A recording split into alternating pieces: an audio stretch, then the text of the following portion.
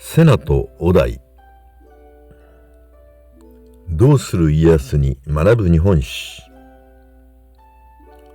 本当は嫁姑戦争で悲劇的結末に。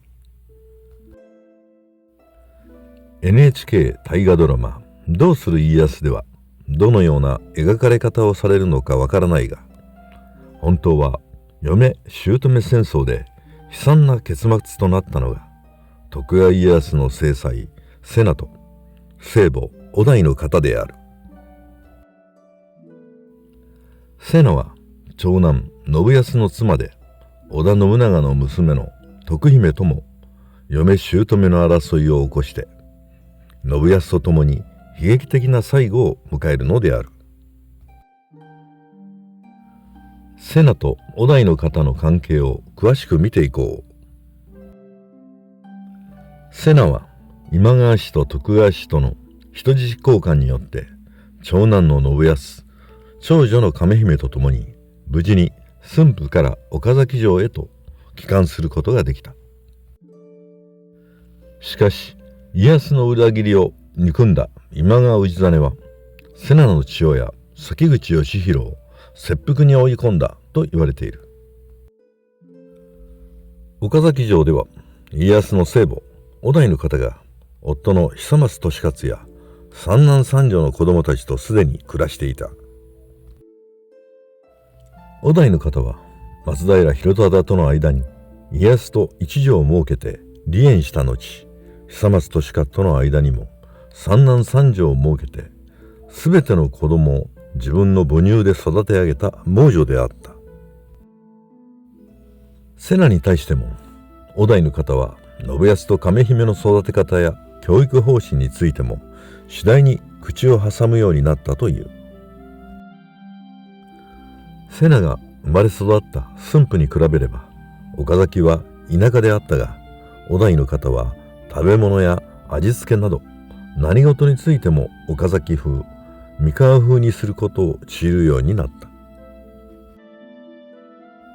於大の方は戦国時代は見栄を捨てて衣装も三河風の地味で質素なものを身につけるように瀬名に注意する。都会育ちで今川氏出身としてのプライドを持つ瀬名にとっては於大の方の意見は全てが野暮で疎ましかったに違いない。そして瀬名と於大の方は嫁姑戦争という古くから存在するが解決が難しい果てしない戦いにのめり込んでしまうのである。見かねた家康は岡崎城の北側の小高い築山と呼ばれる場所に別棟を建てて瀬名と信康、亀姫を住まわせた。そのため瀬名は家臣たちから築山殿と呼ばれるようになった。一説には家康は織田氏への気兼ねから今川氏と縁を切ったことを示すためにこの時に築山殿と離縁した形をとったとも伝えられている。それはともかくまだ4歳同士の信康と信長の娘徳姫の縁組が決定したことがさらに嫡男の生母という立場の築山殿を苦しめることになる。4年後には8歳になった徳姫が信康のいる岡崎城に嫁いでくる。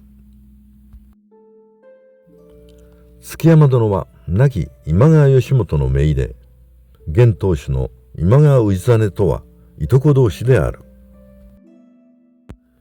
信長は築山殿にとっては叔父を殺した憎き宿敵である。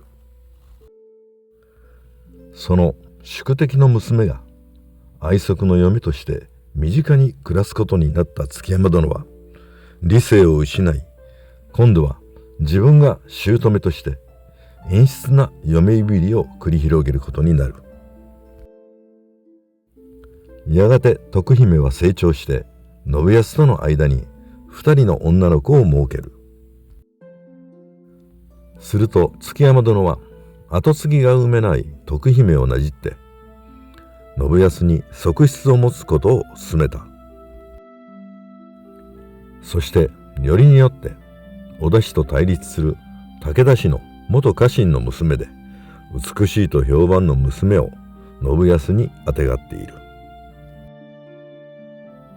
やがて信康はその娘にぞっこんとなり、徳姫には寄りつかなくなったという。築山殿を憎んだ徳姫は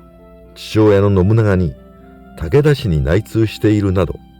12か条にも及ぶ築山殿と信康の讒言をしたためて送っている。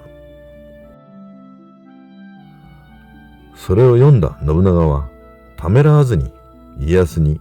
築山殿と信康を殺害するよう命令している。この場合、信長にとって12か条の内容が真実かどうかはあまり問題ではなかった。この時に信長に必要だったのは、急激に力をつけてきた家康を抑え込むための口実だったのである。近年の学説では、築山殿と信康の処分については、信長から強要されたのではなく、むしろ家康自らが判断したという説が主流となっている。敵対する今川氏の秩序を引く築山殿と信康をこのまま放置することは徳川家にとってリスクが高いと家康自身が判断したのである。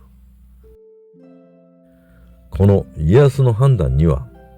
戦国時代を巧みに生き延びてきた於大の方の家のためには女房や子供を犠牲にしてもやむを得ないという冷徹な意見も加味されたように思えてならない。築山殿は1579年天正7年、浜松城に呼び出されて岡崎城から向かう道中の佐鳴湖のほとりで家康家臣に殺害された。信康もその半月後に21歳の若さで切腹している。最後まで今川氏のプライドを捨てきれなかった築山殿の生き方が悲劇を生んだようである。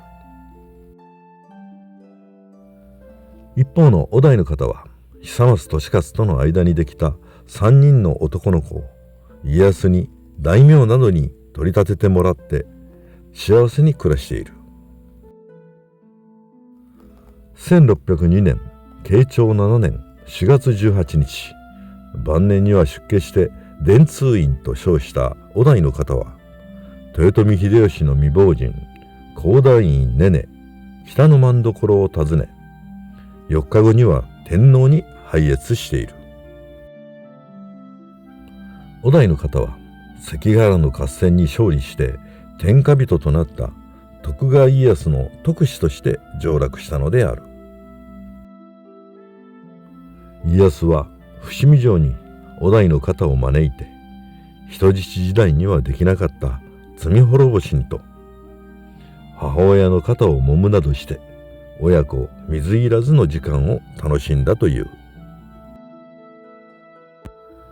於大の方はその年の10月、